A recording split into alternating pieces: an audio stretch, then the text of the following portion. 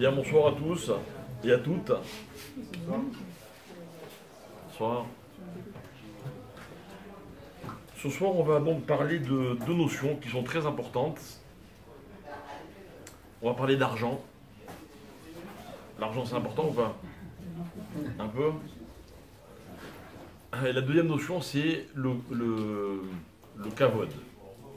Le kavod, c'est l'honneur, le respect, la dignité. Et on va essayer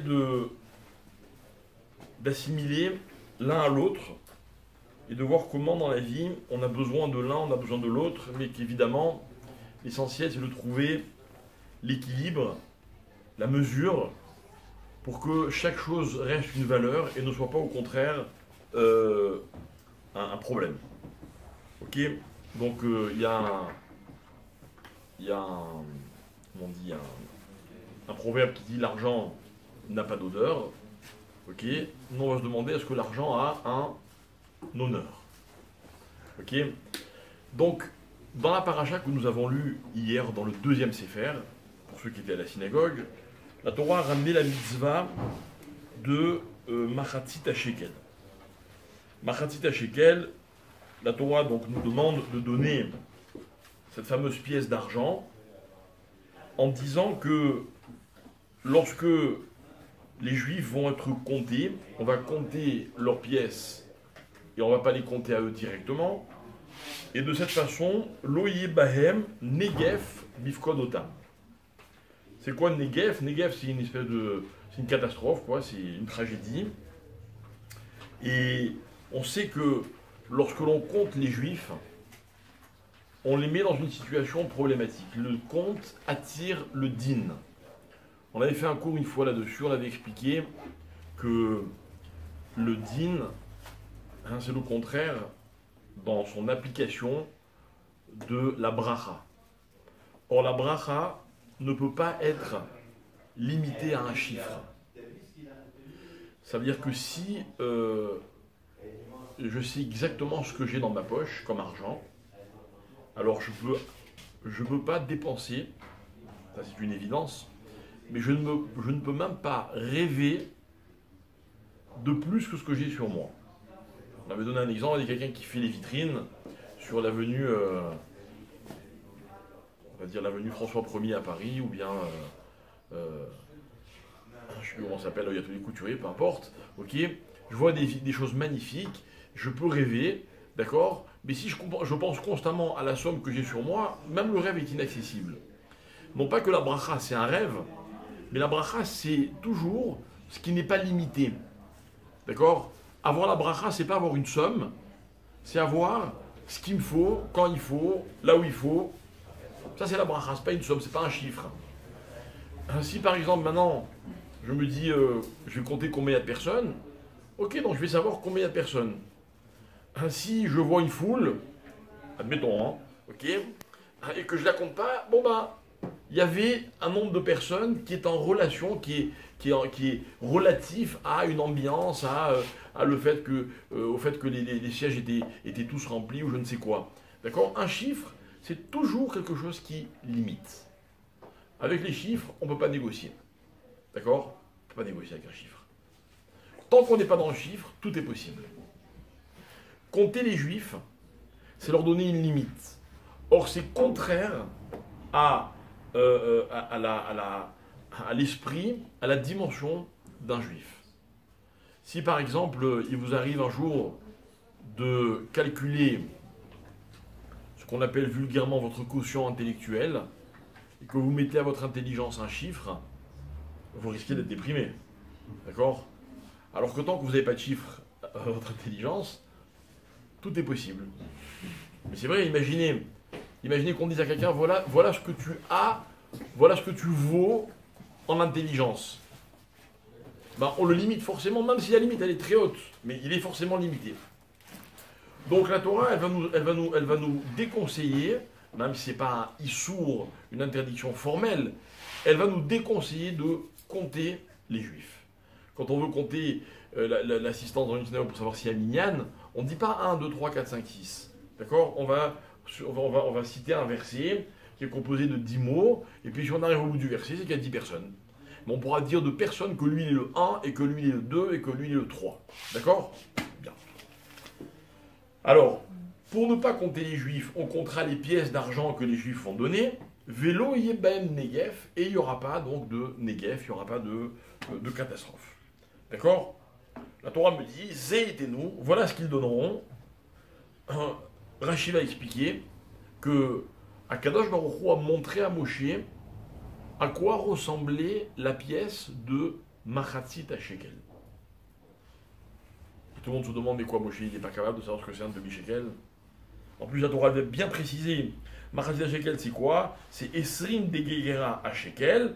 Un shekel, c'est 20 guéras, peu importe, d'accord? Machatzit à shekel, donc ça fait combien de guéras? 10. Bravo! Ouais, Ok? ouais, comptable. Moshe Rabbeinu n'était pas capable de faire ce que d'autres, certes très intelligents, sont capables de faire comme ça, même sans réfléchir. Qu'est-ce que Akadosh Baruch Hu a montré à Moshe Rabbeinu?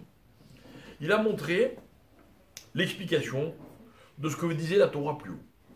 Voilà comment la Torah demande aux Juifs de donner cette pièce de demi-shekel. Elle leur dit, Venatenu, et ils donneront, Ish, ça veut dire chacun, Kofer Nafsho. Vous pouvez me traduire cette expression, Kofer Nafsho? Kofer, c'est un peu un... Non, ouais. Mais là, c'est pas ce Kofer-là. C'est pas ce Kofer-là, ok? C'est Kofer, dans ce contexte, ça vient du mot, par exemple, du mot kapara. Kapara, expiation. C'est quoi une kapara? C'est quoi une expiation? Non, une expiation c'est un. Un échange. Quoi? Un échange. Exactement, c'est un échange. Ça veut dire que, en fait, donner kofer nafsho, moi je veux une kapara, j'ai fait une faute, et puis il m'arrive une tuile, chasé shalom, c'est bon, c'est kapara. À la place de ma faute, j'ai payé entre guillemets, je suis propre. Ça s'appelle kapara, d'accord? Ça s'appelle kapara. Un korban, c'est une kapara. L'argent, ça peut être une kapara. Maintenant, là, il y a une démarche. Que chaque juif donne le kofer de son nefesh.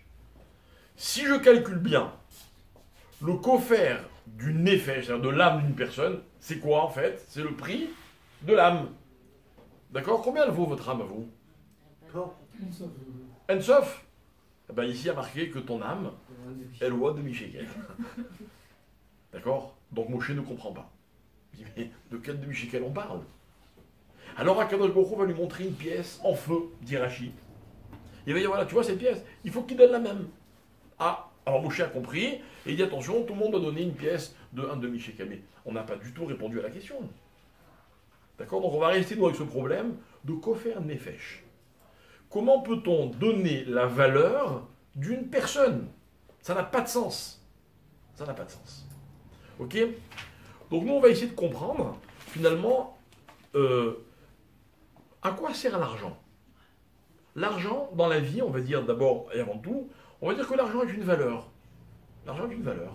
D'accord? Vous avez de l'argent, vous gagnez de temps. La première question que vous allez vous poser, c'est qu'est-ce que vous pouvez faire avec cette somme? Ok? Et donc, sans arrêt, vous allez caresser des rêves ou des fantasmes en vous disant, je peux me le payer, je peux pas me le payer. Vous allez dire, par exemple, ah, moi, je gagne plus que toi, je suis plus riche que toi. Oh, la classe. Ok? Ou alors, pire, vous allez dire, ah, lui, il gagne plus que moi, il est plus riche que moi. La déprime. Ok? Mais c'est comme ça, c'est la vie. C'est comme ça que ça fonctionne. L'argent est une valeur. Non pas valeur dans le sens noble, d'accord? Par exemple, une qualité, la générosité, c'est une valeur. Mais une valeur dans le sens concret de la vie. Concret. Les choses valent de l'argent. D'accord? Ce soir, on vous a pas servi grand-chose pour l'instant. Il y a des cacahuètes, mais bon, ça vaut de l'argent, quoi. C'est pas grand-chose, mais ça vaut. D'accord? Non, je ne dis pas ça pour vous, hein. Tout vaut de l'argent. Combien on doit? On va voir comment tu manges. Ok? Tout vaut de l'argent. Mais, nos rachamim vont nous apprendre, vont nous faire remarquer qu'il y a des choses qui ne valent pas d'argent. Ok? Dans un sens ou dans l'autre. Je vais vous donner un exemple. D'après vous, qui est plus voleur? Celui qui vole, je sais pas moi, Voilà, il voit un sac à main par terre, discrètement il s'approche, il l'ouvre, il y a un billet de 500 euros, hop, il le prend, il referme, il ne sait pas qu'il y a une caméra, il a mis le billet dans sa poche. C'est un voleur ou pas un voleur? Très bien. Il y en a un autre, il n'a pas volé, il y avait un billet de 500 euros, il ne l'a pas pris, il a pris une allumette. D'accord? Combien ça vaut une allumette? Ça vaut rien. Ça vaut rien. Ça vaut moins que Chavé Prouta. C'est un indice dans la Gemara. D'accord? Ça vaut moins que Chavé Prouta. Écoutez bien. On attrape celui qui a volé les 500 euros. Qu'est-ce qu'on lui dit? Qu'est-ce qu'on lui fait? Rends les 500 euros. D'accord? Ah, j'ai dépensé, ben c'est pas grave. Oh, va chercher 500 autres euros et donne-les. Celui qui a volé une allumette. D'accord? Non, il n'a plus d'allumette. C'est pas qu'il va remettre l'allumette à sa place, et à la limite, le problème, il serait, on va dire, plus ou moins réglé. On va lui demander de rembourser ce qu'il a volé. D'accord? Je vous pose une question, mes chers amis. Combien ça vaut une allumette? Ça n'a pas de prix, c'est dérisoire. Ok, alors comment il fait pour rembourser? Il rend une allumette. Il n'a pas d'allumette. Il veut payer. Ah, il donne 10 euros. Ben non, mais l'autre il veut pas 10 euros, il veut une allumette. Pourquoi tu veux que je te prenne 10 euros quand tu m'as pris une allumette? Bah, il va acheter un Il n'y aura pas paquet que d'allumettes. d'allumettes. Il peut pas, sinon j'ai pas besoin de vous. Il va acheter une boîte d'allumettes. Il veut, il ne peut maintenant, il a pris l'avion, il est aux États-Unis, il dit je te fais un virement pour te rembourser. Combien il peut faire? Il peut pas rembourser, ça n'a pas de valeur. Le gars qui a volé une allumette, il est plus voleur que celui qui a volé 500 euros. Il peut pas lui rendre. C'est un peu comme quelqu'un qui empêche quelqu'un d'autre de dormir. Il peut lui rendre? Il peut pas lui rendre. Gezel Shina, le vol du sommeil littéralement, c'est un vrai problème parce qu'on ne peut pas rembourser. D'accord? Donc maintenant, revenons à l'argent. Quelque chose qui a de la valeur, bon, à la limite, on peut s'arranger. Quelque chose qui n'a pas de valeur, c'est un problème. Et puis en plus, il peut y avoir autre chose dans l'allumette. Moi, je veux pas une allumette. Moi, tout à l'heure, je voulais allumer mon barbecue pour faire griller ma viande. À cause de toi, j'ai pas pu manger. Maintenant, tu vas me rembourser, tu vas me rendre une allumette, c'est trop tard. J'ai mangé autre chose. D'accord? Comment? Mais l'heure du repas est passé. Vous pouvez pas me rendre. Vous voyez, il y avait une utilité dans l'objet. Il y avait pas. Bref, pour vous expliquer, il y a des choses qui n'ont pas de valeur. Ce qui n'a pas de valeur est autant un problème, dans certains cas, que ce qui a de la valeur dans d'autres cas. Ok? Très bien. Donc l'argent est une valeur. Et on pourrait croire, mes chers amis, que dans la vie, tout a une valeur. Ok? Moi, il y a un monsieur, un jour, qui m'a dit, je ne dirai pas son nom, c'est quelqu'un de très connu. Ok? Hein? Les initiales. Non, même les initiales, je ne vous dirai pas. Je vais Les deux premières syllabes. vais même pas vous dire, non, regardez, je vais même pas vous dire ses origines. Parce qu'en ce moment, il y a des pays dont il ne faut pas trop parler dans le monde, d'accord? Et si je vous dis, j'ai peur que vous compreniez qui c'est. Un jour, il m'a dit une phrase terrible. Il m'a dit, vous savez, monsieur, dans la vie, tout s'achète. Tout s'achète. Ça n'existe pas quelqu'un qui n'a pas de prix. C'est Poutine. Non, Poutine, je ne vais jamais parler. Il paraît qu'il m'a appelé, mais je n'ai pas répondu. Vous l'aimez la phrase là, que je viens de vous dire? Elle est horrible. C'est vrai? Non. Attends, il y en a un qui m'intéresse là. Non. C'est vrai ce que c'est vrai. Tout a un prix. Ouais. Tu peux me vendre ton père ou ta mère? Moi non, mais certaines personnes oui. Tout ce qui s'achète n'a pas de valeur.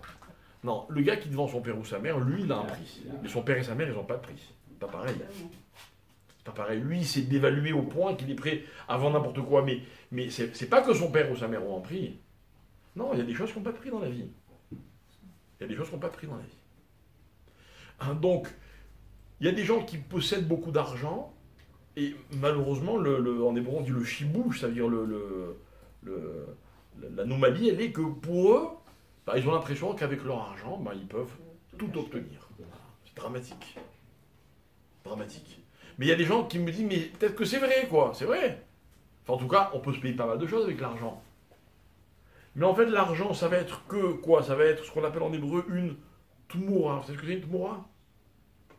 Tmoura, c'est le même mot, dans le contexte, le même mot que kapara. À la place de, en échange de. Ça vaut ça.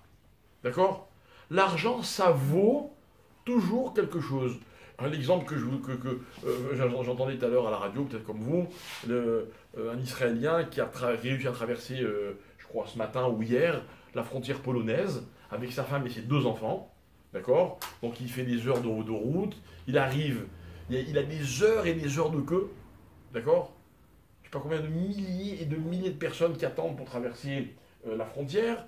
La plupart des gens sont rejetés parce qu'ils ne laissent pas sortir les gens qui ont, je crois, de 20 à 60 ans, si j'ai bien suivi l'histoire, bref.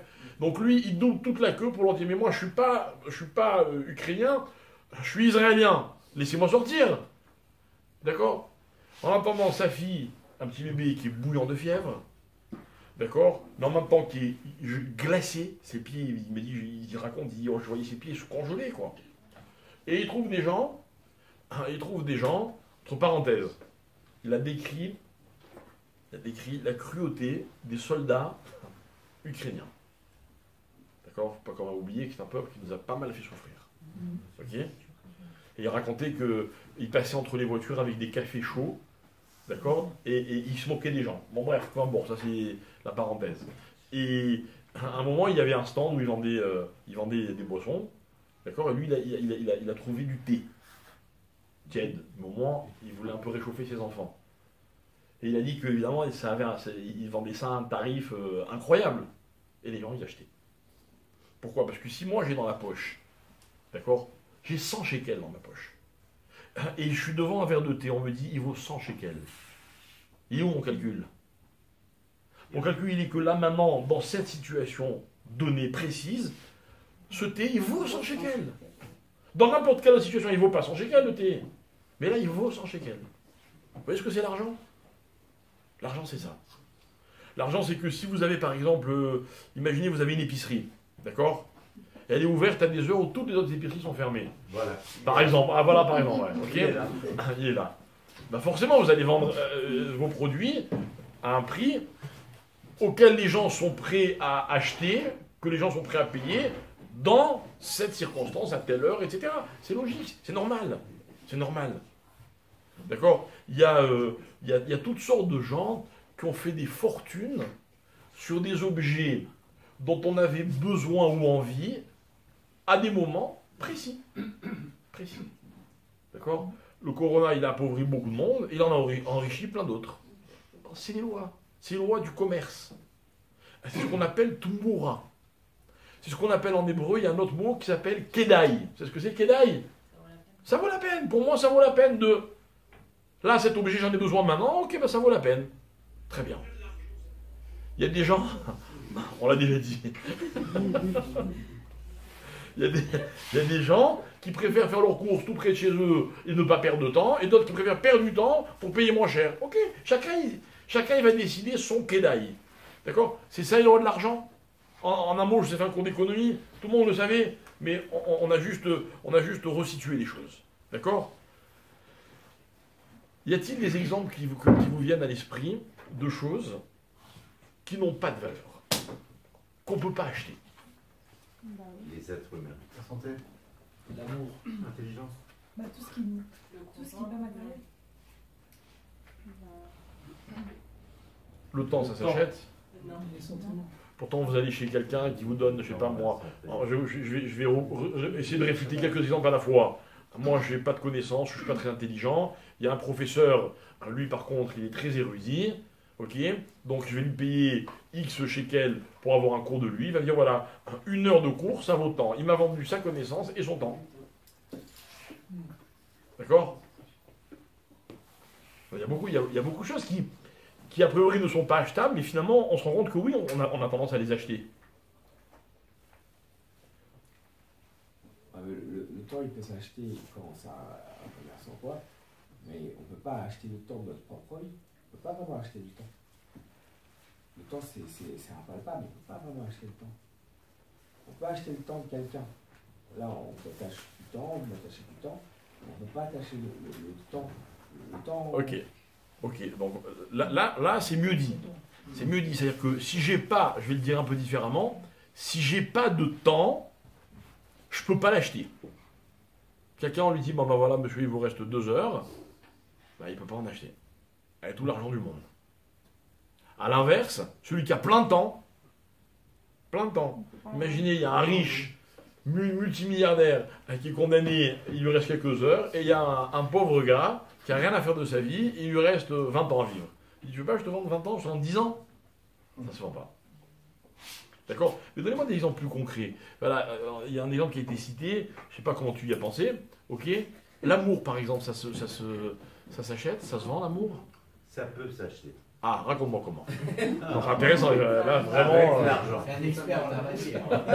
Avec C'est un expert en achat ou en amour? avec une grosse somme d'argent. Qu'est-ce que tu achètes exactement? J'ai pas compris. Ben, tu achètes la personne Ouais. et tu achètes. Et au fur et à mesure, elle verra que tu es bon, généreux, que tu payes et que tu es prêt à payer des milliards pour elle. Et ben, in fine, je pense qu'elle t'aimera. Ah, j'ai aimé le je pense. Non, tu m'as rassuré, j'avais Non, très peur que ça finisse c'était- bien. Grâce à Dieu, ça a mal fini. D'accord? C'est-à-dire, toi, tu me dis, je pense qu'elle m'aimera. Alors, je vais te dire ce que dit la Gemara de ton cas. D'accord? C'est pas mon cas. Non, déjà, non. Quoique. c'est Non, mon du cas que tu. La Gemara, elle dit comme ça. La Gemara, vous savez que très souvent, pour apporter un enseignement, et pour le rendre plus accessible, la Gemara, elle se sert de ce qu'on appelle le machal. C'est ce que c'est un machal? Une parabole, une allégorie. Donc, écoutez bien. Le machal, en fait, c'est des mots simples qui vont capter l'imagination de la personne, de l'auditeur, de celui de l'élève, et il va imaginer une scène, et en imaginant cette scène qu'il a l'impression de vivre, parce qu'il s'identifie à la scène, alors il va comprendre l'enseignement. D'accord? Ok? Voilà. Donc, quand vous donnez un cours, moi ça m'arrive souvent, ok? Le rêve, c'est de trouver le bon exemple pour illustrer ce que vous voulez dire. Et si vous avez le bon exemple, vous pouvez faire passer des enseignements même très compliqués. Et la Gemara, elle est pleine de machal. Il y a plein dans la Gemara d'histoires du roi qui, ou le fils du roi qui, d'accord, et avec ça on comprend les enseignements. La Gemara, elle parle d'un cas, d'un élève, qui rentre chez lui, d'accord, donc il a écouté un cours de Torah, il ne rentre chez lui qu'avec le machal. Il a oublié l'enseignement, il se rappelle que du machal. La Gemara dit, quel élève est cette personne? Quel élève? Le Rav Dessler, il va expliquer. Il va dire, en fait, cet élève, on le connaît, on en voit beaucoup des élèves comme ça. Cet élève, c'est la personne qui, dans la vie, ne va s'arrêter qu'au machal. C'est-à-dire, il va s'arrêter qu'à l'impression, il va s'arrêter qu'à l'exemple, qu'à l'illustration de la vérité. Il ne va pas intégrer la vérité, il ne va intégrer que l'illustration de la vérité. Et quel est l'exemple facile que va donner le Rav Dessler? Il va dire par exemple, il y a des gens qui vont acheter le respect des autres. Avec leur argent, tout le monde va les respecter. Qu'est-ce qu'ils vont dire? T'as vu comme je suis respectable? Et nous, on a envie de leur dire, mais Habibi, c'est pas toi que les gens respectent. Ton argent. C'est ton pognon. Toi, tu n'es pas respecté. Il y a des gens qui se font respecter par la force. Et ils vont dire, vous avez vu comme je suis respecté? Mais on ne te respecte pas, on a peur de toi, ça n'a rien à voir. Ok? Ah, ça, c'est l'exemple de quelqu'un, par exemple, qui croit qu'on l'aime pour son argent. Mais moi-même, regardez, j'ai fait des cadeaux, j'ai donné, puis attention, si tu te maries avec moi, tu vas voir, je vais te combler. Ah, super, elle-même. Ok? Comme on dit en français, amour et argent commencent tous les deux par un A. Vous connaissez pas? Tant mieux, la vérité, tant mieux, ça fait un truc à connaître. Ok, mais c'est une illusion. C'est une illusion, c'est vivre dans une illusion. On ne peut pas se permettre de vivre dans des illusions. Donc, par exemple, je pense que l'amour ne s'achète pas. Je pense qu'on peut remplacer l'amour parce que vous voulez avec de l'argent, mais l'amour lui-même, ça ne va pas s'acheter. La foi non plus, elle ne s'achète pas. Comment? La foi. La monnaie, Non, attends, une seconde. C'est-à-dire c'est... Non, une seconde. Ne confondons pas tout ce qui s'achète avec autre chose que de l'argent. Mais qui s'achète quand même. La foi, je t'explique, la foi c'est un travail. Si tu te travailles, à un moment, tu vas acquérir cette notion qui s'appelle la foi. Ok, alors ok, c'est pas avec de l'argent, très bien. Alors l'argent n'achète pas tout, ok. Mais il y a des choses qui ne s'achètent pas du tout. Du tout. Hein, c'est-à-dire que je peux pas, en faisant les plus grands efforts du monde, me faire aimer de quelqu'un qui n'a pas envie de m'aimer. C'est qui ne me correspond pas du tout, quoi. Si je fais des efforts et qu'au bout d'un moment vous m'aimez, c'est pas grâce à mes efforts que vous m'aimez.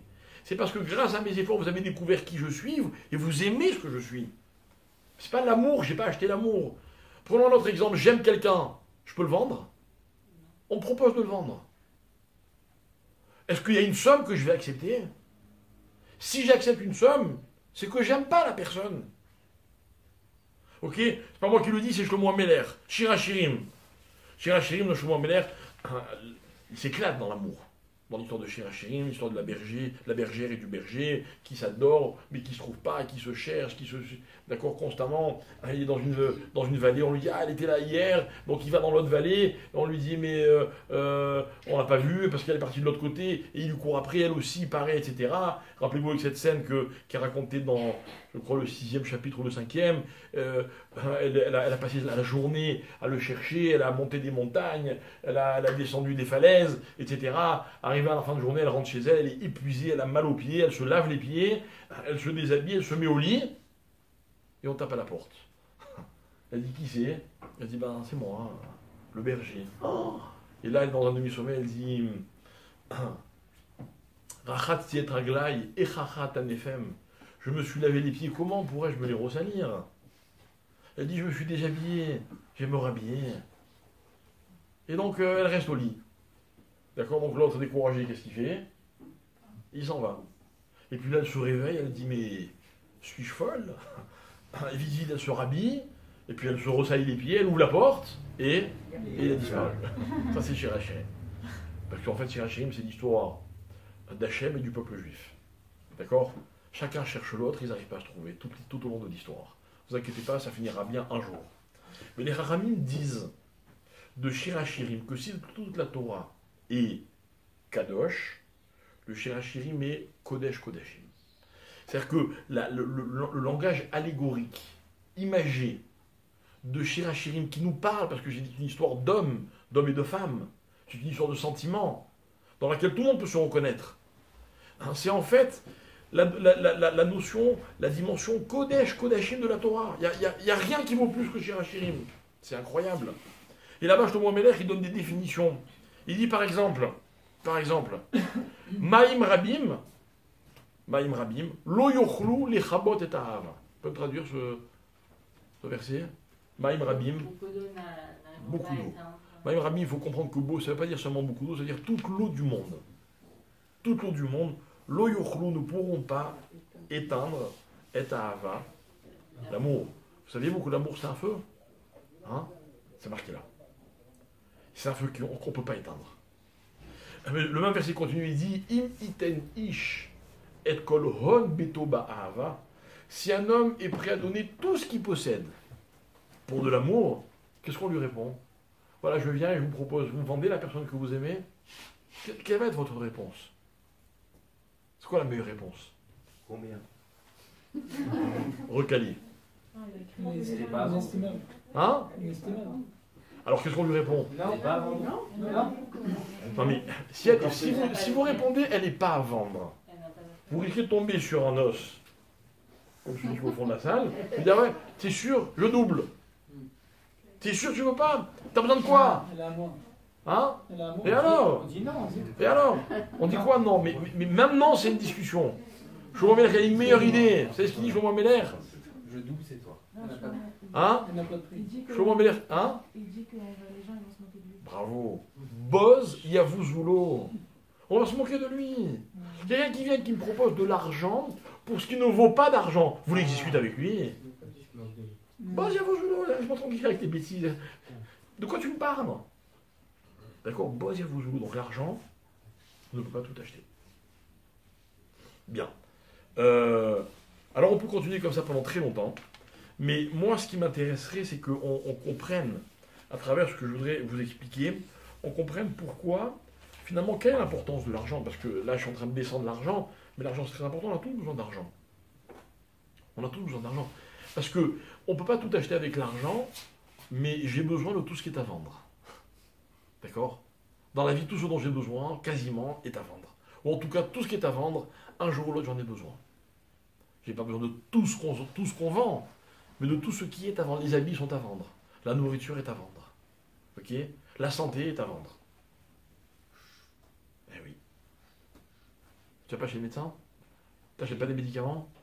Si, mais D'accord. quand tu as une sale santé... J'ai pas dit qu'on peut acheter toute la santé avec l'argent. Mais pour être en bonne santé, il faut dépenser de l'argent, c'est de la folie. Sans arrêt, il y en a des gens qui viennent et qui nous disent un enfant doit se faire opérer, une mère de famille doit ceci, machin, ça coûte tant. C'est la vie. C'est la vie. D'accord? Donc l'argent, il a oui une importance capitale. Capitale. Vous travaillez gratuitement, vous? Les gens travaillent, ils veulent être payés, c'est normal. C'est les rabbins qui travaillent gratuitement. Ok? Alors, donc il faut qu'on recadre les choses, il faut donner aux choses la véritable importance. Alors, vous savez, la Gemara dit quelque chose de très beau, elle dit que ce demi-shekel, on doit le donner, c'est une mitzvah qu'on doit accomplir jusqu'à aujourd'hui, on doit le donner toujours avant Purim. Pourquoi avant Purim? Parce qu'à Purim, on va lire l'histoire de la Megillah, dans laquelle on nous raconte que Aman, il s'est payé le peuple juif. Aman est allé voir Achashverosh, roi super puissant, et il lui dit, voilà, il y a un peuple, Yeshno Amechad Mefurad ou Mefuzar Ben Hamim, un peuple parmi les nations, éparpillé, etc., qui ne vaut pas grand-chose. Il lui dit, ils ont leurs propres lois, les lois du roi, ça ne les intéresse pas, ils les font, mais tant que ça ne contredit pas leurs propres lois, ok, Vela Meler En Chové les Hamicham. Et le roi n'a pas intérêt, on traduirait en hébreu moderne, c'est pas Kedaï pour le roi de les garder. D'accord? Alors, Aman propose à Achashverosh, il lui dit, écoute, vends-moi le peuple. Vends-moi le peuple. Et le roi, il va le vendre. Il va dire, ok, tu peux en faire ce que tu veux, sur un toit. Et la Gemara, elle va dire, de Aman, que c'est, écoutez bien, c'est le Rosh Lakonim. Littéralement, enfin moi je vais dire avec mes mots, c'est le roi des acheteurs. C'est le roi des acheteurs. Il n'y a pas un meilleur acheteur qu'Aman. Vous savez pourquoi? Parce qu'il a acheté le roi, il a acheté les juifs. Il a acheté. Donc normalement quand vous achetez, qu'est-ce que vous faites? Vous payez et on vous donne. Aman, il s'est acheté les juifs, mais c'est le roi qui a payé. Il a dit, alors tu sais quoi, pour qu'on notre projet arrive à ses fins, alors promets à tout celui qui va tuer des juifs la somme de 10 000 pièces d'argent. Et Achashverosh dit, tu sais quoi, banco. Donc le gars, non seulement il s'achète un peuple, mais en plus, il reçoit l'argent. Donc on va dire de Achashverosh que c'est le Rosh Lamochrim. Il n'y a pas meilleur vendeur que Achashverosh. Il vend et il paye. D'accord? Pourquoi je vous raconte tout ça? Parce que ça veut dire que on est dans le summum de l'antisémitisme. Alors, on peut détester les juifs. Les juifs peuvent être dérangeants parce qu'ils sont souvent des objecteurs de conscience. Les juifs, ils sont encombrants, ils sont bruyants, ils sont tout ce que vous voulez. D'accord? Et là, on est dans une autre notion. Là, les juifs, on leur donne un prix. Il y a un tarif. Voilà combien valent les juifs. Et on est en vrai danger, mes chers amis. À l'époque de la Megillah, le peuple juif risque ni plus ni moins que de disparaître. Alors Akadosh Baruch Hu, il vient chez Moshe des années, des siècles avant. Et il dit, vous savez quoi? Donnez-moi un demi-shekel. Donnez-moi un demi-shekel. Merci.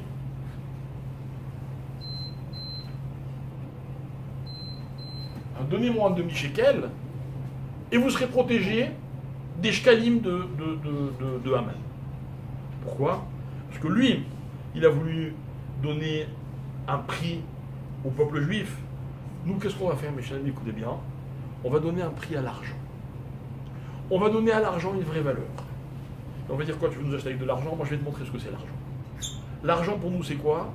C'est un demi-shekel. C'est rien, un demi-shekel. Enfin, c'est rien, c'est pas pas une somme très importante, mais c'est un demi-shekel qu'on a transformé en kofer nefesh. Comme si cet argent, il nous valait à nous. Et on dit à Dieu, tiens, prends cet argent et compte-moi. C'est-à-dire, voilà ce que je vaux. Normalement, compter vraiment une collectivité, c'est ce que c'est pas un chiffre. C'est dire, bon ben toi, hein, tu es le gardien, toi tu es le cordonnier, toi tu es le médecin, toi tu es on a besoin de chacun. Ce serait ça vraiment compter. Donner de l'argent, c'est pour dire voilà quelle est ma place dans le peuple juif. Donc on n'est plus dans la valeur de l'argent, on est dans une autre valeur. Et cette autre valeur, mes chers amis, on va l'expliquer. Parce que pour compléter la notion de ce qu'on est en train d'expliquer, on va parler d'un passage dans la Torah, enfin qui est dans les prophètes, qui est assez connu, qu'on dit souvent dans la prière, le passage qui dit la chose suivante. Dans ce passage, mes chers amis, on a les arguments d'Hachem pour que les Juifs acceptent la Torah. D'accord ? Voilà, si vous voulez vendre la Torah, pas vendre dans le sens argent, et vous voulez que quelqu'un accepte la Torah, vous avez des arguments ? Est-ce que vous avez des arguments ? Si vous dites, écoute, moi je suis pas religieux, je vis très bien, laisse-moi tranquille, hein, la Torah c'est le rasra. C'est 24 heures sur 24 d'obligation, d'interdiction, laisse-moi tranquille. Alors Akadosh Baruch Hu, enfin les prophètes, ils vont donner un slogan. Ils vont dire comme ça, vous connaissez le texte peut-être, ils vont dire qui l'écartov natati lachem. C'est quoi l'écartov? L'écartov, c'est une bonne marchandise. Voilà, moi ce passouk, il m'a toujours inspiré. Vous savez pourquoi? Je vais vous expliquer. Moi je donne un cours de Torah. Je n'ai pas de mérite, je n'invente rien, ce que je vous dis ne vient pas de moi, mais je vous le communique. Mais quand vous allez sortir du cours, ce soir ou une autre fois, je ne veux pas que vous sentiez obligé de quoi que ce soit. Il y a deux choses que je ne vous demande pas. Je ne vous demande ni de faire ce que je vous dis de faire, si jamais je vous dis quoi faire, et je ne vous demande non plus pas de penser comme moi. Vous avez le droit de ne pas être d'accord. Par contre, je vais vous expliquer ce que je vous demande. Je vous demande de considérer ce que je vous dis. Parce que ce que je vous dis, que vous soyez d'accord ou pas, il y a une certitude, c'est de la bonne carte. C'est l'écartov. L'écart, c'est de comment on dit en hébreu, de la marchandise. La Torah, c'est une bonne marchandise. Tu veux pas, tu n'es pas d'accord, tu n'as pas la force, tu n'as pas les nerfs, il n'y a pas de problème. Mais ne me dis pas qu'il y a des bêtises. Moi, j'accepte tout dans les discussions, quand on parle de Torah, mais qu'on ne me dise pas qu'il y a des bêtises. Parce que c'est pas des bêtises. Parce que c'est l'écartov. Vous êtes d'accord avec moi jusque-là? Tant mieux. Ok? Maintenant, analysons les termes. C'est quoi l'écart? De quel mot vient le mot l'écart? La karat. Prendre. D'accord? Très bien. L'écartov, natati lachem. C'est quoi natati? J'ai donné. Il y a une anomalie, mes chers amis. Écoutez bien, il y a un paradoxe. Parce que dans la vie, écoutez bien ce que je vous dis. Dans la vie, ce que l'on donne ne se prend pas. Ce que l'on prend ne se donne pas. C'est une règle des Chachamim. Je vais le dire avec d'autres mots. Dans la vie, il y a ce que l'on achète, ok, ou que l'on vend, et il y a ce que l'on offre ou que l'on reçoit. Voilà, j'explique. Je suis commerçant. Je vends des livres. Vous venez acheter un livre. Le livre, mes chers amis, vous l'avez pris. Moi, il était là dans mon magasin. Vous avez dit, je veux ce livre. Ah ok, très bien, mais attention, si tu le veux en échange, il va falloir que tu me donnes, pas de problème, tiens, vous avez pris le livre. Vous êtes en hébreu moderne, on va dire, vous êtes un lakoar. Ah, d'accord, on va le dire un peu différemment, vous êtes un lokéar. Vous avez pris le livre. C'est votre droit, puisque de toute façon, il était à disposition. Très bien. Mais si maintenant, moi, je vous fais cadeau le livre, vous n'avez pas pris le livre. Moi, je vous l'ai donné, ça n'a rien à voir. C'est-à-dire que la transaction, elle est différente. Dans la vie, il y a deux types de transactions. Il y a la transaction du lokéar et il y a la transaction du noten. Mes parents, je peux leur faire beaucoup de reproches. Je peux ne pas être d'accord avec eux, je peux leur en vouloir, je peux tout ce que vous voulez. Et je vais vous dire une chose, tout ce que j'ai reçu de mes parents, ils me l'ont donné. D'ailleurs, ils m'ont tellement donné que des fois, ils m'ont même pas demandé mon avis. Mais c'est ça des parents. C'est des donneurs. Dans la vie, il y a des tas de gens qui gravitent autour de vous, qui demandent qu'à vous donner. Mais il y a aussi des tas de gens qui attendent que vous preniez. Si vous ne prenez pas, vous ne recevrez pas. Vous passez devant une boutique, vous pouvez passer 150 fois. Si vous ne rentrez pas pour prendre, ben le commerçant ne vous donnera pas, c'est normal. Alors là, il y a un problème. Parce que regardez ce qu'on dit là-dedans. On dit les cartons, natati. Alors je ne comprends pas. Je suis acheteur ou Dieu est offreur? Il y a les deux à la fois. Il y a les deux à la fois. Ça, mes chers amis, c'est la notion de ce qui ne peut pas s'acheter. Vous voyez, un amoureux, il fait cadeau de son amour. Mais si la personne qui est en face de lui ne veut pas de son amour, il ne pourra jamais lui donner. Il faut qu'il y ait un acheteur et il faut qu'il y ait un donneur. D'ailleurs, en général, on est prêt à acheter l'amour uniquement de ceux qui veulent bien nous l'offrir. D'accord? Ceux qui veulent nous vendre leur amour, on n'en veut pas. Donc vous voyez, il y a des choses où c'est pas évident. C'est pas évident. Mais moi, j'aimerais qu'on aille encore plus loin.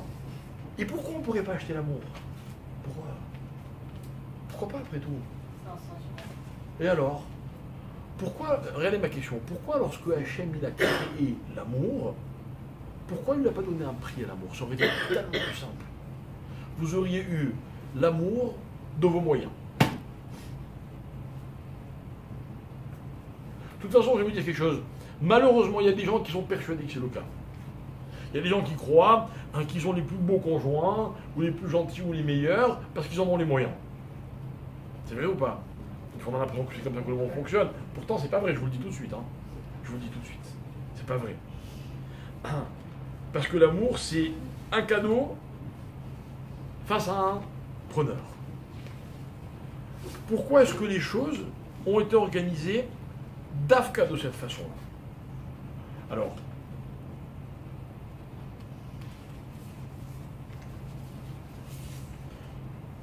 une dernière petite idée avant que nous fassions notre petite interruption pour manger et on reprendra après.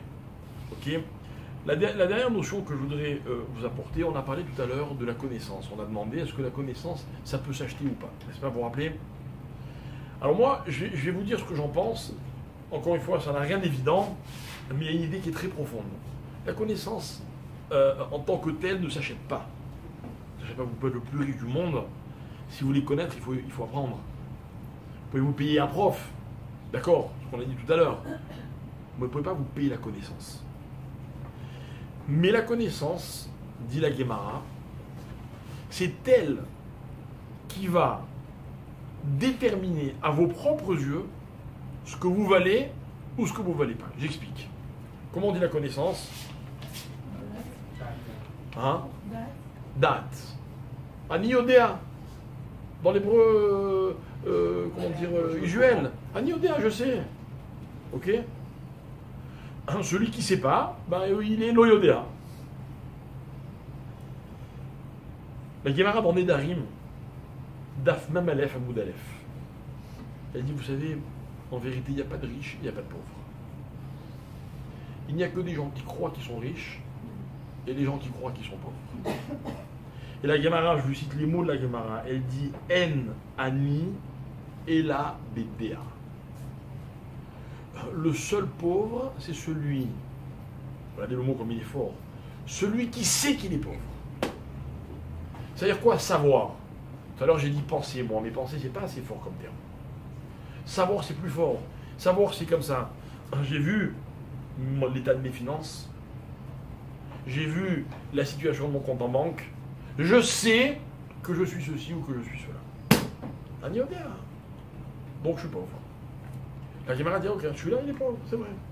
Il est pauvre. Parce que il aurait pu savoir autre chose. Alors, l'explication, elle est simple. C'est quoi l'explication? C'est qu'il y a des gens qui se sentent riches avec très peu. On ne va pas parler de celui qui a rien. Lui, c'est un peu un cas à part, c'est un peu un cas extrême. Mais parlons de deux personnes qui sont moyennement fortunées, qui ont le minimum. Dans ce minimum, vous avez des gens qui vont dire, moi, mais j'ai ce qu'il me faut, je suis content. Et vous avez des gens qui vont vous dire, ah non, moi, j'ai pas encore ceci, j'ai pas encore cela, j'espère un jour obtenir ou gagner ou avoir. C'est qui le plus riche des deux?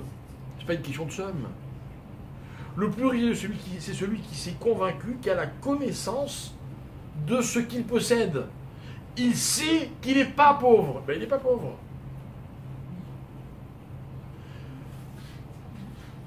Il y a des gens qui travaillent Shabbat, et il y a des gens qui ne travaillent pas Shabbat.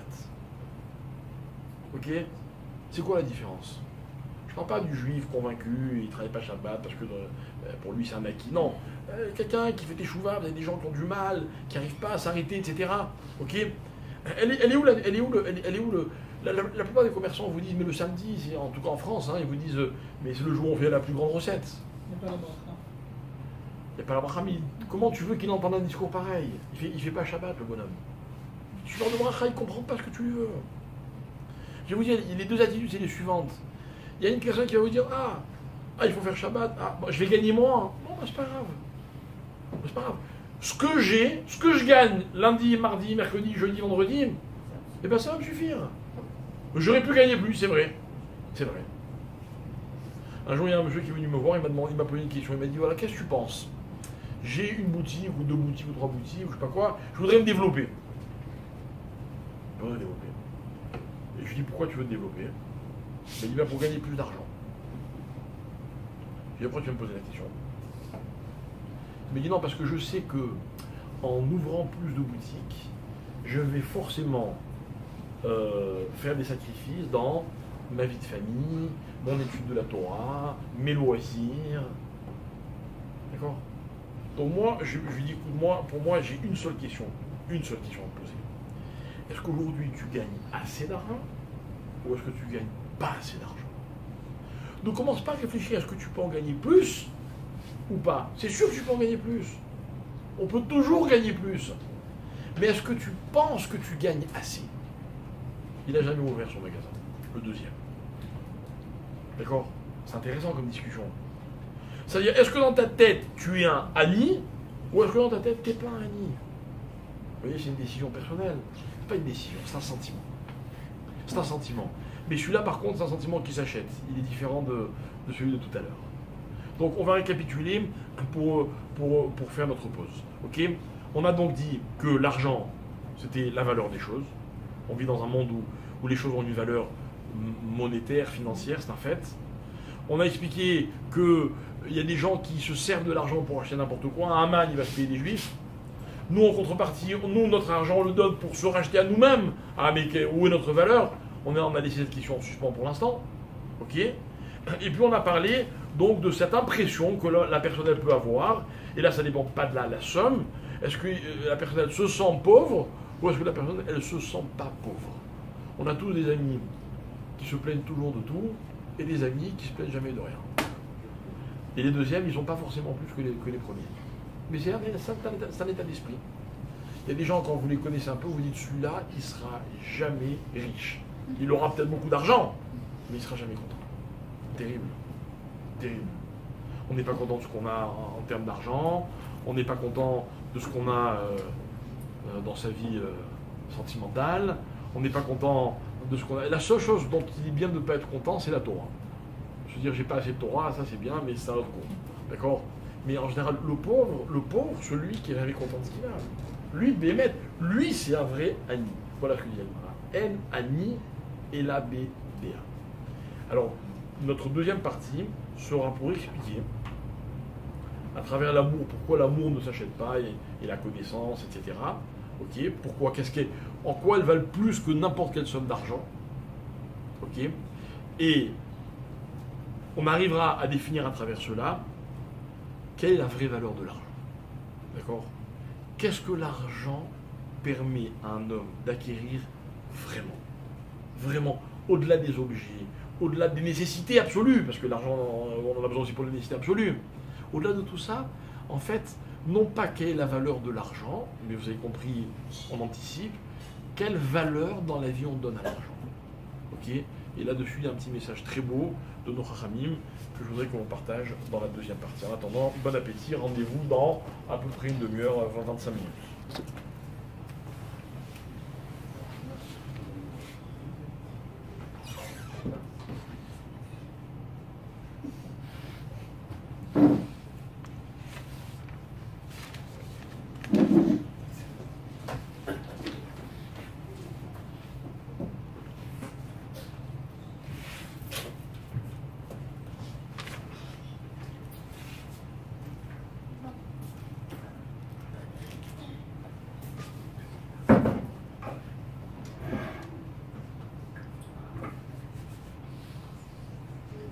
Alors pour revenir sur notre idée d'illusion et de réalité,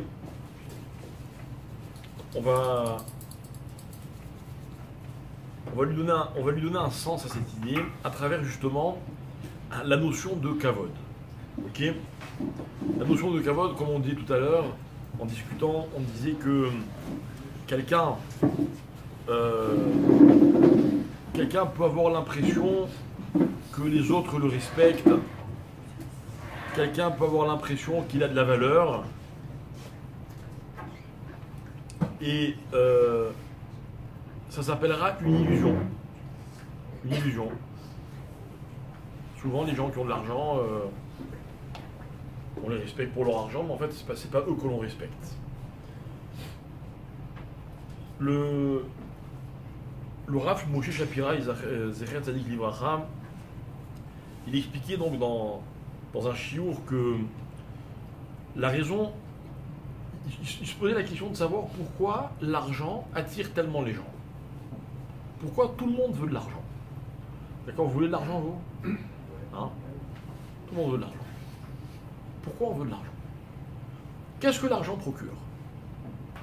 C'est que la liberté. La liberté ? Sécurité. Sécurité. Regardez, imaginez un habitant de Kiev qui avait un peu d'argent de côté, qui était propriétaire d'un appartement. Aujourd'hui, il n'a plus rien, en une seconde. Hein ? C'est privé quoi ? Ouais, mais s'il part une... Non, ok, il s'enfuit de Kiev et tout son argent, il reste là-bas. Mais il n'y a plus de banque, il n'y a plus rien. Peu importe, ce que je veux dire, c'est que l'argent, tout est relatif dans l'argent. Le plaisir, c'est bien si on a de l'argent, mais encore faut-il avoir la santé. La sécurité, on peut en avoir grâce à l'argent, mais c'est pas une assurance, elle peut disparaître en une seconde aussi. On connaît tous des gens qui avaient de l'argent, qui ont eu un retour de fortune, qui ont connu des circonstances exceptionnelles, qui ont fait qu'ils ont malheureusement perdu leur argent, et ils n'ont plus d'argent. D'accord ? Il y a des gens qui n'ont jamais eu d'argent, et qui vivent beaucoup plus détendus, ils trouvent leur sécurité ailleurs. Alors en fait, le Rav il va expliquer, il va essayer de donner comme réponse par exemple le plaisir, que l'argent procure du plaisir.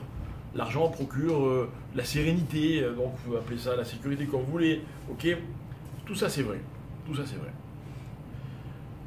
Le Rav, encore une fois, je vais à la conclusion de ce qu'il dit, il va expliquer dans ce chiour que la chose dont les gens ont le plus besoin, et ils ont l'impression que l'argent leur procure, c'est le kavod.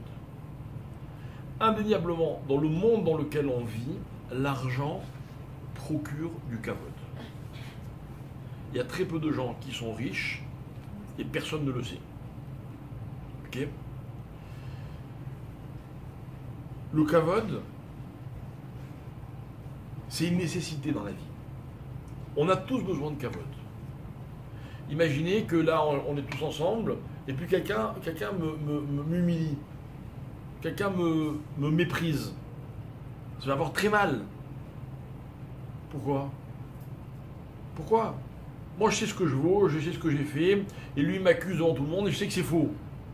Pourquoi ça m'humilie ? Pourquoi c'est tellement grave ? On a parlé tout à l'heure, pendant qu'on mangeait, on a parlé des réseaux sociaux. Vous avez remarqué que dans les réseaux sociaux, sur les réseaux sociaux, on fait et on défait des réputations à la vitesse de l'éclair. D'accord ? Vous connaissez TorahBox ? Tout le monde connaît TorahBox. TorahBox, ils sont très présents sur les réseaux sociaux. Et moi, je fais partie d'une commission dans TorahBox où on se consulte très souvent entre rabbinim, etc. Et l'un des sujets qui revient très souvent, c'est qu'est-ce que les gens disent de TorahBox sur les réseaux sociaux. Alors, il y a eu des polémiques quand ils ont traité de certains sujets sur le judaïsme libéral, sur l'homosexualité, sur vous voyez, des sujets comme ça bien chauds, bien tendance, et ils se sont fait allumer sur les réseaux sociaux et ils étaient dans tous leurs états, etc. Et moi je leur ai raconté que plusieurs fois, lorsque mon père était grand rabbin, les réseaux sociaux n'existaient pas encore, Et il a été plusieurs fois vivement critiqué dans la presse. D'accord? Il avait des idées très, très arrêtées, très claires, et forcément ça ne plaisait pas à tout le monde. D'autant plus qu'il représentait la Torah, et je pense qu'il jouait ce rôle complètement. Donc il a été très souvent dans la presse même non juive. D'accord? Moi j'étais son fils, il m'est arrivé quelques fois de m'en apercevoir, alors que j'habite en Israël, ça me faisait toujours de la peine, je lui en parlais, etc. Vous savez ce qu'il me disait? Il me disait t'inquiète pas. 3, 4, 5, 6 jours, tout le monde a oublié. Et c'est exactement ce qui se passait à chaque fois. Il y a un petit scandale, hop, et puis ça disparaît. Mais il y a des gens qui peuvent devenir fous à cause de ce qu'on dit d'eux. Fous. On les critique, réseaux sociaux, machin, c'est la fin du monde. Vous voyez, ça s'appelle du kavod. Du kavod, comment on dit comment on dit alors on parlait de machal, enfin bref, c'est faux quoi. C'est faux, c'est une illusion, voilà. Du kavod illusoire. Alors pourquoi on est tellement sensible au kavod? La réponse c'est qu'on a besoin de kavod. C'est important. C'est important. Moi je suis rabbin d'une communauté, j'observe souvent les gens dans les synagogues, on arrive, c'est important d'être respecté, bonjour, comment allez-vous, machin, des petits mots, etc. On se sent important, quelqu'un vient vous parler, il a une suggestion à vous faire, il a une idée à vous donner. C'est très important, on a tous besoin de ça. On a tous besoin de ça. La question c'est de savoir jusqu'où on en a besoin et comment on se le procure. Alors il y a un raccourci, le problème c'est qu'il est difficile à trouver, mais l'un des raccourcis pour le kavod c'est l'argent. Vous achetez une grosse voiture, vous vous habillez avec des vêtements, je sais pas moi, que les gens aiment, d'accord? Vous achetez une belle montre qui vaut beaucoup d'argent, etc. On vous respecte. On vous respecte. Vous trouvez toujours quelqu'un qui connaît la marque de chaussures que vous portez, ou la marque de la montre, ou la marque de l'habit, ou la voiture que vous conduisez. Donc on va vous respecter. Oui, celui-là, il a l'air bien, celui-là. Hein. Mais vous êtes d'accord avec moi que c'est un raccourci. C'est un raccourci, mais qui est problématique. Pourquoi? Parce qu'encore une fois, c'est une illusion. On est dans le machal. On est dans le machal. Nous, on veut être dans la réalité. D'accord? Maintenant, revenons à l'origine du problème. Mais pourquoi le kavod est tellement important? Pourquoi le kavod est tellement important? Vous aimez le kavod, vous? Franchement, vous aimez le kavod ou pas? Vous aimez qu'on vous écoute, quand vous parlez? Moi, j'adore, hein? Regardez. Tout le monde aime. Tout le monde aime. Est-ce que vous aimez, quand il y a des amis à vous qui discutent, il y en a un qui dit non mais t'as vu ce qu'il a dit lui, il a raison hein lui. Oh quel kiff. C'est que du kavod hein. Vous aimez qu'on vous appelle, dis-moi je voulais te demander qu'est-ce que tu penses de ça, ah tu sais que tu penses, ah, d'accord, ben je vais le faire. C'est un kiff, tout le monde adore ça. Même dans les couples très souvent, il y a des disputes qui sont basées sur le kavod quoi. Ouais tu m'écoutes jamais, oui tu fais pas attention à moi. Oui, tu as demandé à quelqu'un d'autre. Oui, tu me donnes toujours comme exemple une autre personne. Et moi, je n'aiguise pas. Mais ça va, c'est ta femme, c'est ton mari, tu sais très bien qu'il t'aime, tu es sa vie. Non, mais il ne fait pas de kavod. On a besoin de kavod. Pourquoi on a tellement besoin de kavod? Ok. Kavod, écoutez bien. Dans la Megillah, puisqu'on parle de la Megillah depuis tout à l'heure, dans la Megillah, le mot kavod, il est remplacé par un mot qui est exceptionnellement en rapport avec notre cours. Et ce mot, vous le connaissez tous. Et je vais vous le faire dire. D'accord? Quand je me tais, vous continuez. La Yudim, Aïta, Ora, Vesimcha, Vesason. C'est quoi le mot vikar? Vav, c'est la coordination. Et après, il y a quoi? Il y a yakar. Yakar, ça veut dire cher, ça veut dire kavod. D'où je sais que yakar, ça veut dire kavod. Ok. Ça veut dire quoi kavod? Le mot étymologiquement, il veut dire quoi kavod? Il veut dire quoi? Respect ou alors? Hein? Honneur ou alors dans un autre domaine? Lourd. C'est le même mot que kaved. N'est-ce pas? Et un jour, la Torah raconte que Moshe Rabbeinu, il va aider les Juifs qui sont en train de combattre Amalek. Hop, de nouveau, on est dans Purim. Et qu'est-ce qu'il fait Moshe Rabbeinu pour aider les Juifs qui combattent Amalek? Qu'est-ce qu'il fait? Il lève les bras. Il est sur une colline, il lève les bras. Et la Torah dit, lorsque les bras de Moshe étaient levés, les Juifs gagnaient. Et lorsqu'il baissait les bras, les Juifs perdaient. D'accord? Au bout d'un moment, la Torah dit videz Moshe kevedim. Les mains de Moshe étaient lourdes. Alors, qu'est-ce qu'ils ont fait Aaron et Hour? Ils ont installé Moshe sur une pierre et ils l'ont tenu les bras. D'accord? Quelle est la traduction de référence de la Torah? C'est le Onkelos. Onkelos, c'est la traduction référence de la Torah. Allez voir le mot kaved, qui veut dire lourd. Comment est-ce qu'il le traduit? Vider Moshe Yekar. Yakar. Quel rapport? Yakar, kaved, kavod. Tout ça, c'est une même notion. C'est quelque chose qui est... En français, on dit il a du poids, vous voyez. Ah, celui-là, il a du poids. On ne parle pas de sa morphologie. On dit sa parole, elle a du poids.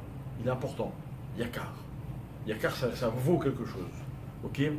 Mais le problème de Yakar, c'est que Yakar, c'est aussi un terme qui désigne l'argent. Donc, de nouveau, on retombe dans ce qui s'achète ou ce qui ne s'achète pas. Mais moi, depuis tout à l'heure, je vais essayer de vous expliquer que le kavod, on ne peut pas l'acheter. On peut acheter l'illusion du kavod, pas le kavod. Celui qu'on respecte pour son argent, au fond, lui, on ne le respecte pas vraiment. Donc, on va faire une déduction et on va dire la chose suivante. En fait, le kavod, c'est quoi? Pourquoi le kavod, c'est une nécessité dans la vie? Écoutez bien ce que je vais vous dire. Le kavod, c'est le meilleur moyen de combler tous les vides qu'il y a en nous. Hein, vous savez, moi, j'utilise beaucoup le kavod. Enfin, j'essaye en tout cas. J'essaye.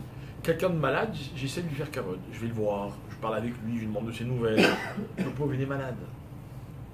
Et la maladie, c'est une souffrance, c'est une frustration, c'est une incapacité de plein de choses, etc.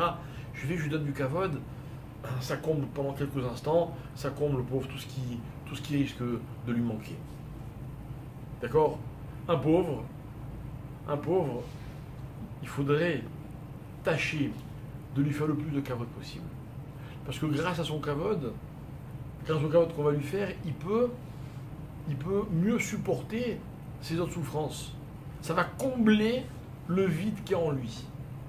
Et je peux vous donner encore 1000 exemples, mais l'idée principale, ça va être de dire comme ça, le kavod, il comble. Et en fait, écoutez mes chers amis, dans la vie, la plupart des choses, vous me suivez, après lesquelles on court, sont des moyens de combler les vides que nous avons en nous. D'accord?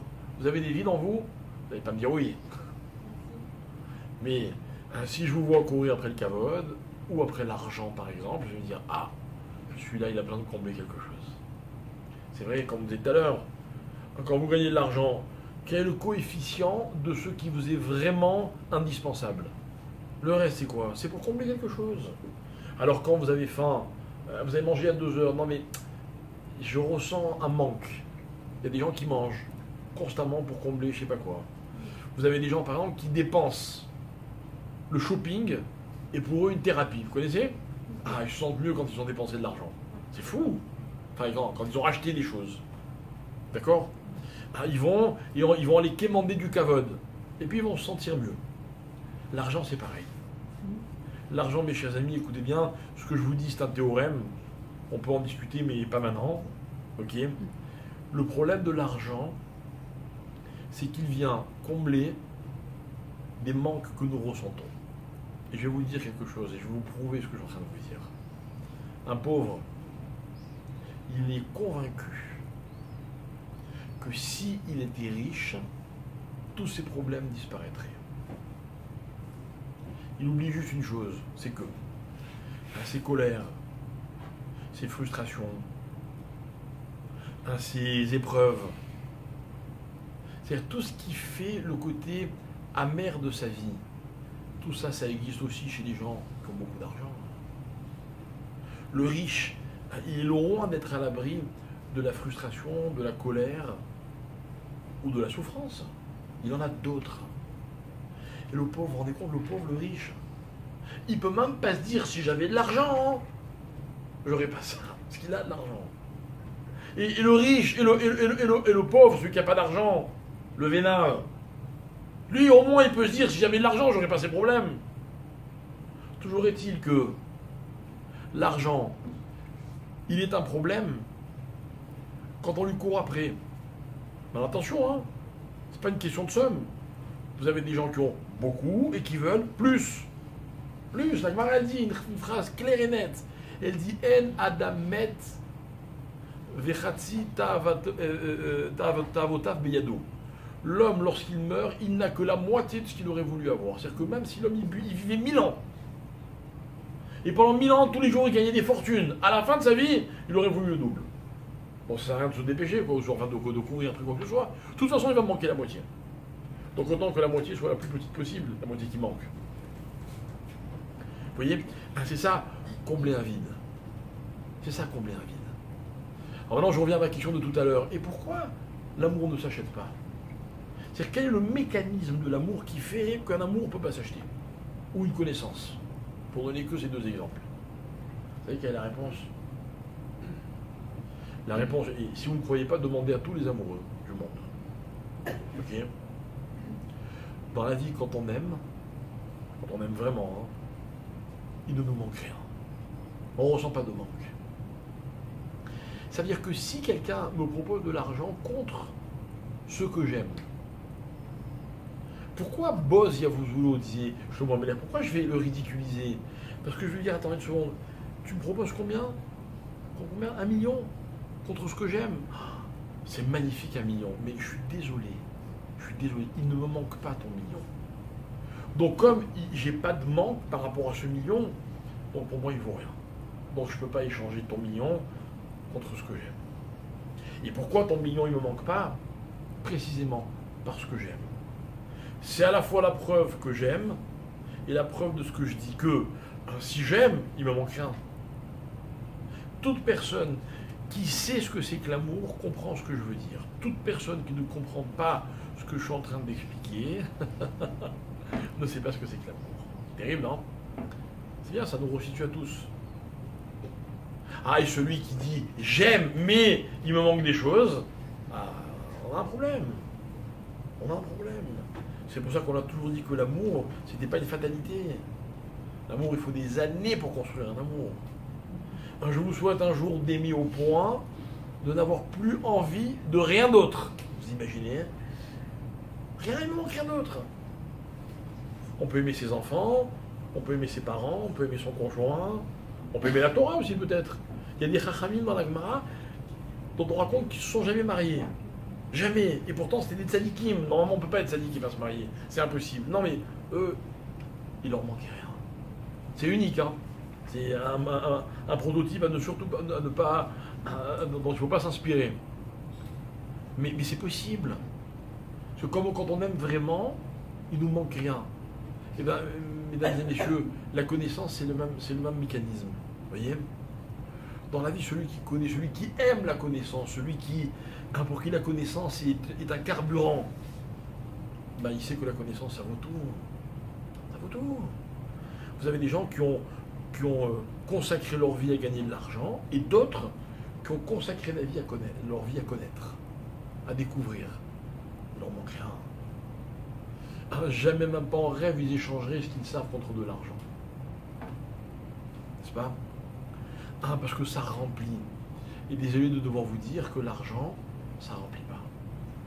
Ça ne fait que combler des manques. Mais combler un manque, c'est pas de faire disparaître un manque, vous comprenez? Un manque, c'est un vide. Vous pouvez combler un vide. Vous allez chez le dentiste, vous avez une carie, vous faites un trou, et puis il vous met une matière, je ne sais pas comment on appelle ça, et puis il vous bouche le trou. Mais le trou, il existe. Il existe le trou, n'est-ce pas? Et bien imaginez qu'il y a des matières. Imaginez qu'un dentiste, il a enlevé une carie, et qu'est-ce qu'il met dans le trou? Il met de la dent. C'est quoi la dent? C'est de l'émail. Il met de la dent, il met de la même matière. Il n'y a plus de trou. La connaissance, l'amour, c'est pas quelque chose que je possède.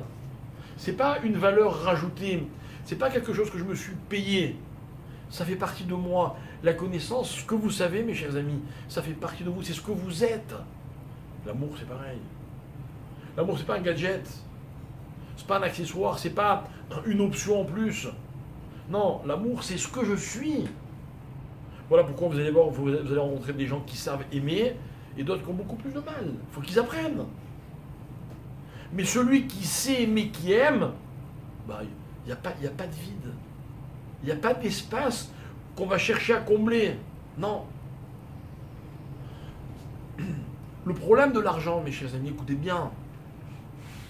Le problème de l'argent, c'est que le problème de l'argent est directement lié au problème du kavod. L'argent fait partie de ces notions, de ces objets, de ces valeurs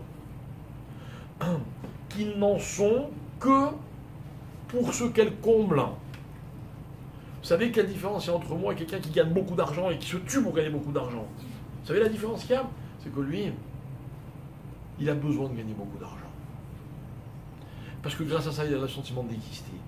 Et d'autres n'ont pas besoin de gagner beaucoup d'argent pour avoir le sentiment d'exister. Toute la différence, elle est là. Toute la différence, elle est là.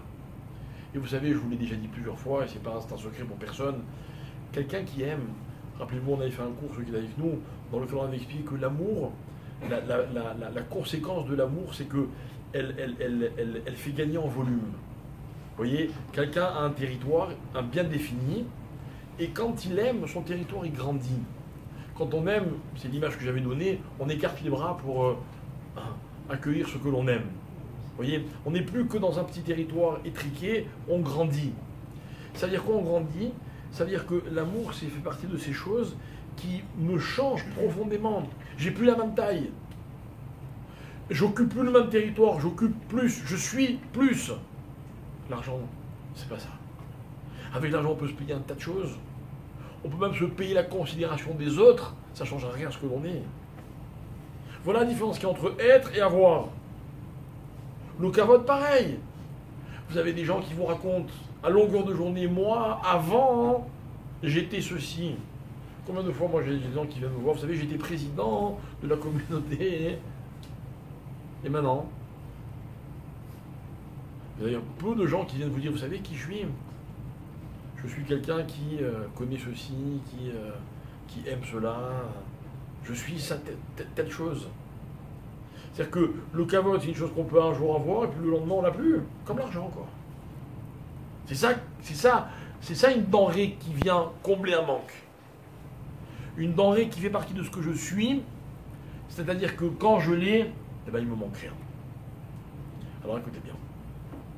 Maintenant, moi, je ne vais pas rester sur une note négative, parce que l'argent, c'est une valeur. Mais pas une valeur parce que dans le monde entier, on a besoin d'argent, non.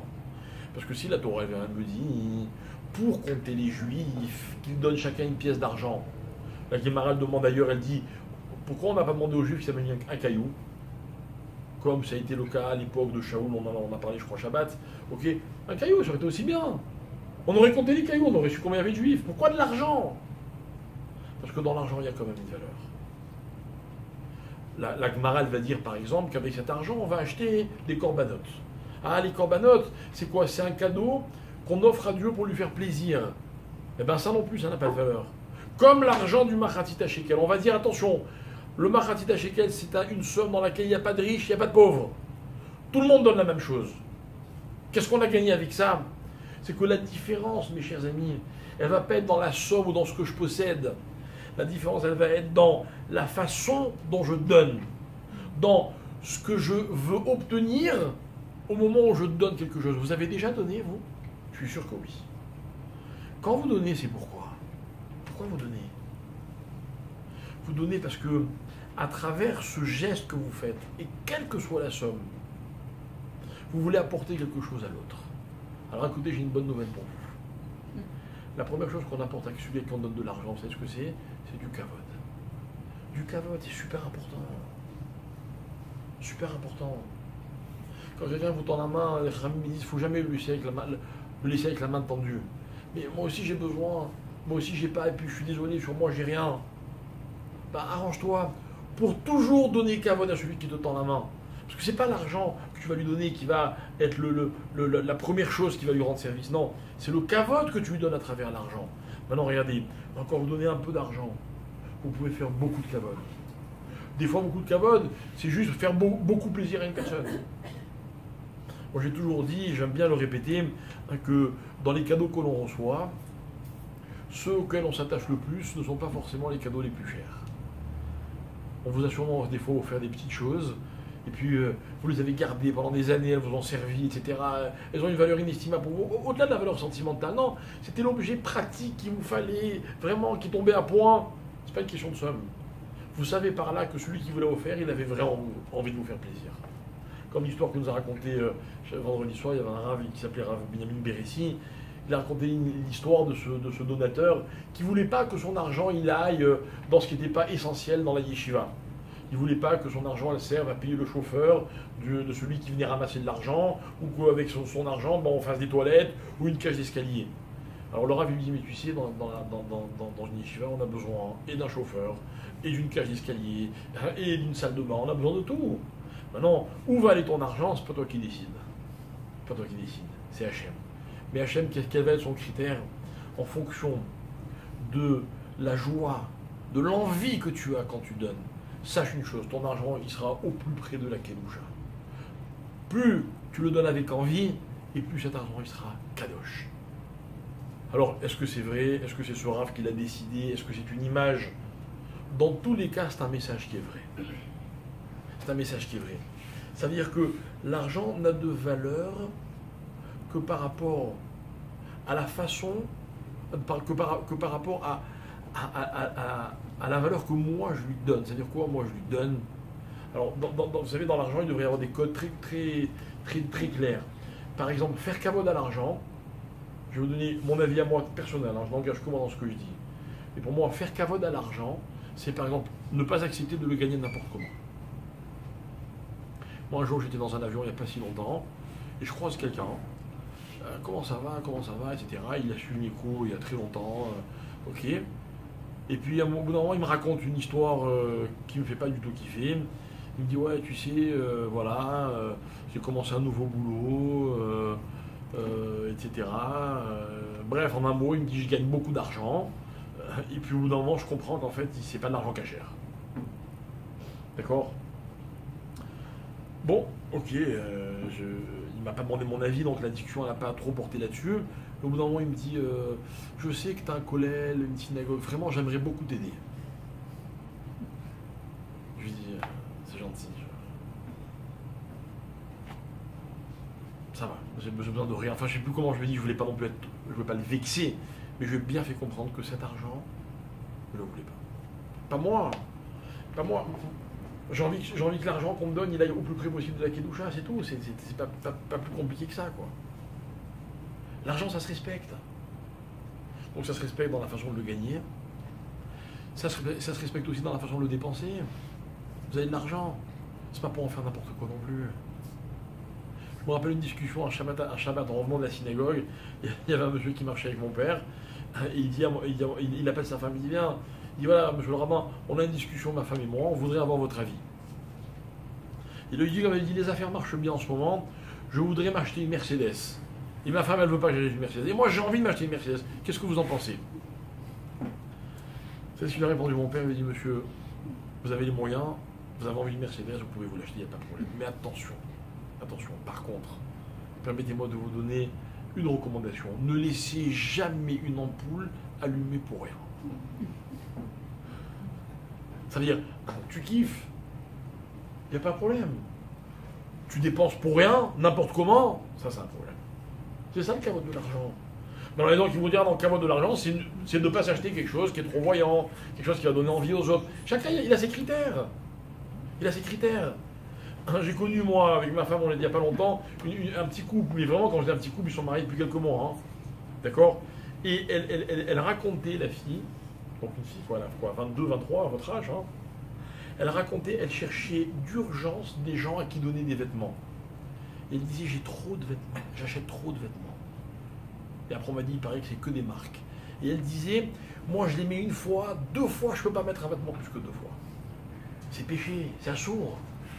C'est assourd. À moins que vraiment, elle les donne à des gens qui ont besoin, etc., et qu'elle fasse ça pour ça. Il ne faut pas exagérer, quoi. Peut-être la reine d'Angleterre, je crois qu'elle ne remet pas 2 fois la même tenue, etc. On m'a dit qu'un jour sa garde-robe, elle est informatisée. Allez, c'est la reine d'Angleterre, je veux bien. Et encore, je ne suis même pas sûr que... Mais peu importe. Mais il ne faut pas exagérer, quoi. Tu as de l'argent, il n'y a pas de problème. Respecte-le, ton argent. Respecte-le. L'argent, c'est synonyme de kavod. Ça veut dire quoi kavod? Soit l'argent il me permet d'acheter le kavod, c'est de l'illusion. Soit l'argent, j'ai pas de kavod vis-à-vis de l'argent, et je le gagne n'importe comment. Ou alors non, écoutez bien, et c'est là l'idée de Machatzit Shekel. L'argent il me sert à donner du kavod. Donner du kavod. Vous avez de l'argent, vous pouvez le distribuer. Regardez, on va faire un petit test. Ok? Vous avez gagné 1000. Vous allez donner 100 de maaser, et vous voulez donner un peu plus que le maaser. Donc vous dites, allez, c'est quoi, je vais donner encore 20, 30, peu importe. Et vous allez prendre le billet, ce billet c'est un billet de 20. Et moi je vous dis, non mais tu sais quoi, ce billet on va lui donner une valeur qui est bien nettement supérieure à 20. Pourquoi? Avec ce billet de 20, cherche comment tu peux faire kavod à quelqu'un. Et lui, vous lui faites kavod avec 20. Ça vaut 20, ça vaut beaucoup plus que 20. Ah tiens, je t'ai cherché, je voulais te donner, j'ai pensé à toi la dernière fois, tac, c'est pour toi, d'accord? Vous lui achetez un petit objet et vous lui dites, tiens, j'étais au bout du monde, j'ai pensé à toi, je t'ai acheté un petit souvenir. Moi, merci, t'as pensé à moi. Ça vaut beaucoup plus que 20. Vous comprenez l'idée? Voilà ce que c'est, l'argent. Moshe Rabbeinu, il dit à Hachem, il dit, mais une seconde, comment tu fais kofer nefesh, le rachat d'une âme avec un demi-shekel? Qu'est-ce qu'il lui montre? C'est quoi la réponse d'Hachem? Une pièce de feu. Pourquoi une pièce de feu? Parce que la question de Moshe, c'est pas combien c'est. C'est comment tu peux donner vie à une pièce d'argent. Vie. L'argent, il vient être la tmoura, c'est-à-dire la compensation de l'âme de quelqu'un. Mais une seconde, on ne s'est pas trompé dans le calcul? Non. C'est pas une erreur dans le calcul. Non. C'est une pièce de feu. Elle dégage de l'énergie, cette pièce. C'est beaucoup plus que de l'argent. Vous avez compris? J'ai rien contre l'argent. À une seule condition, c'est que ce ne soit pas que de l'argent. Et je crois que l'erreur que tout le monde commet, nous tous, hein, dans la vie, c'est que l'argent pour nous n'a que la valeur de l'argent. Avec l'argent, je peux me payer ceci, avec l'argent, je peux me payer cela, avec l'argent, j'ai la tranquillité, avec l'argent... Tout ça, c'est quoi? C'est que des sommes. Mais si je suis capable de transformer mon argent en beaucoup plus que ce qu'il vaut, alors mon argent, il devient du kavod. Mais du vrai kavod, pas du faux kavod. Hein, c'est pas parce que j'ai de l'argent qu'on me respecte, c'est parce que j'ai de l'argent que je peux respecter les autres, que je peux faire honneur aux autres. Et moi, je vais vous dire, parmi les donateurs, j'ai pas une grande institution, mais ça fait plusieurs années que je ramasse de l'argent, j'ai vécu beaucoup de situations, ok. J'ai reçu des sommes d'argent des fois, de gens, j'aurais donné le double pour ne pas le recevoir, cet argent, s'il n'y avait plus. Un jour, je vous donne un exemple, un jour je vais voir quelqu'un, qui était un ami de la famille, je dis voilà, je viens te voir pour mon collègue, machin et tout, il me fait un scandale. Il y en a marre, toi t'as un collègue, ton frère il a un collègue, ton beau-frère il a un collègue, ton père il a monté une synagogue à Neuilly, et vraiment je me sentais minable, quoi, vous voyez, c'est... Bon, tu sais quoi, je vais te faire un don pour pas que tu repartes sans rien. Je mourrais d'envie de lui dire je ne veux pas ton don, mais je me dis si je le fais, je fais une avéra. Parce que Alors, je lui dis autre chose, je lui dis écoute, je comprends ce que tu dis, mais un jour tu comprendras que c'est pas toi qui as raison, que c'est moi qui ai raison. Très bien. Mais il m'a profondément déstabilisé, je vous dis la vérité. Je parle à un ami et tout, je dis tu sais quoi, et voilà ce qu'il vient de me dire, etc. Peut-être on laisse tomber. Bref. Et finalement, bon, il se passe 1 an, 2 ans, on fait une soirée de gala, et pas moi, quelqu'un d'autre l'invite au gala. Et moi j'étais super gêné, il dit, je suis l'invite. Oh, voilà, il faut pourquoi l'invite? Oui, il veut pas, il vient pas. Il est venu au gala, il a fait un don important. Et il vient me voir et m'a dit, tu veux que je te dise, tu sais pourquoi je suis venu? Pour te dire que c'est toi qui avais raison. Peu importe ce qui s'est passé entre temps, comment il a compris, j'avais raison. Pas moi, la Torah, quoi. Mais c'est vrai, t'as raison. En fait, vous, votre rôle, c'est d'ouvrir, de faire de la Torah et de nous demander de l'argent. Et moi, j'aurais jamais dû te dire, parce que quand je t'ai donné, en fait, j'avais pas envie de donner. Et je t'ai donné, mais j'ai fait une faute. Bon, alors, la faute, elle est effacée largement, parce qu'il a pris conscience. Mais ça veut dire quoi? C'est-à-dire que, des fois, il y a des gens qui vous donnent 100 shekels, mais vous avez l'impression que ils veulent vous faire plaisir, enfin, plaisir, ils apprécient la mitzvah. Et des gens qui vont vous donner des sommes beaucoup plus importantes, mais Boz Yavuzoulo, N'oublions pas cette chose-là. Dans cette idée de la tzedaka, on a racheté nos âmes, c'est-à-dire quoi? On a exprimé notre kavod en voulant donner au Beth Amikdash, au Mishkan. Alors qu'est-ce qu'il dit à Akadosh Baruch Hu béni Israël? Il dit ce demi-shekel dans lequel vous vous êtes investi, vous avez voulu me faire plaisir, vous allez voir comment il va avoir beaucoup plus de valeur que les 10 000 pièces d'argent, c'est-à-dire 20 fois plus que ce que Aman va proposer pour acheter des juifs. Combien de juifs il a vendu Aman dans l'histoire? 0. 10 000 pièces d'argent contre un juif, vous vous rendez compte? Tout le monde aurait dû courir. Finalement, ça s'est pas fait, ça n'a pas abouti. Voilà ce que c'est que l'argent du Chazé. L'argent, si c'est qu'un moyen, c'est que pour combler un vide, ça n'a pas de valeur. Ça a une valeur qui est éphémère, qui est momentanée, qui dépend d'une circonstance, qui dépend d'une humeur, qui dépend de ce que vous voulez. Quelqu'un qui fait le beau parce qu'il a de l'argent, il fait de la peine. Parce que ni lui ni son argent n'ont de valeur. Quelqu'un qui a de l'argent et qui en profite pour, notamment, faire du kavod aux autres. Je ne dis pas qu'il faut donner tout ce qu'on possède, loin de là. Mais on valorise ce qu'on a à travers ce qu'on peut faire, notamment aux autres. Notamment aux autres. Et tout est comme ça dans la vie. Et j'ai vraiment envie de dire que le point commun qui est entre l'argent et l'amour, parce qu'on a dit que l'un ne peut pas acheter l'autre, ben l'amour c'est un peu la même chose. L'amour c'est pas ce que je ressens, c'est ce que je peux permettre à l'autre de ressentir. Vous avez des gens qui n'arrivent pas à s'aimer ou qui n'arrivent pas à aimer les autres. Vous savez pourquoi? Parce que dans leur amour, ils ne sont pas natati, ils sont lokéar. Même l'amour qui est une valeur inestimable, peut-être la valeur suprême de la vie, mais ça peut être aussi un jeu, un système dans lequel je prends le donner. Alors forcément, ça ne va pas fonctionner, parce que ça ne vaut pas grand-chose. Mais si l'amour, au contraire, est un moyen pour moi de donner aux autres, pas de donner parce que j'aime alors je donne, c'est trop facile, non. De donner aux autres la possibilité d'aimer.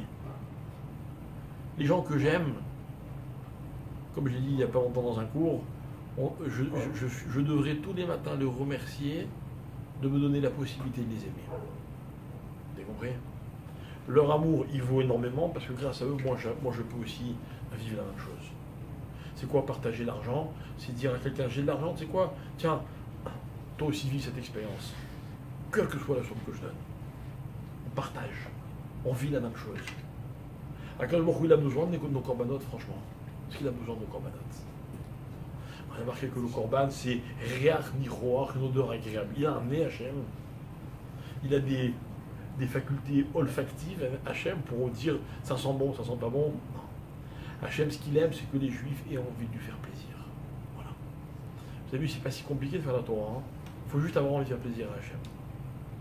D'ailleurs, c'est pour ça que des fois on fait mal, des fois on fait mieux, des fois on se trompe. C'est pas grave. La Gemara dit Aïkar, chez Yechaven, Libo les Shamaïm. Quand un homme, sa kavana, c'est de faire plaisir à Hachem, ben finalement tout ce qu'il fait, ça a de la valeur. Cette mitzvah de Machatit HaShekel, c'est la mitzvah à travers laquelle on apprend la valeur des choses. Alors ça passe par l'argent, parce que l'argent est omniprésent dans la vie des hommes, mais l'argent n'est qu'un machal, n'est qu'un indice qui m'éclaire sur ma façon de valoriser les choses de façon générale. Voilà, merci beaucoup de m'avoir suivi. Shavuot Tov, des bonnes nouvelles, et Bezrat Hashem, à très bientôt.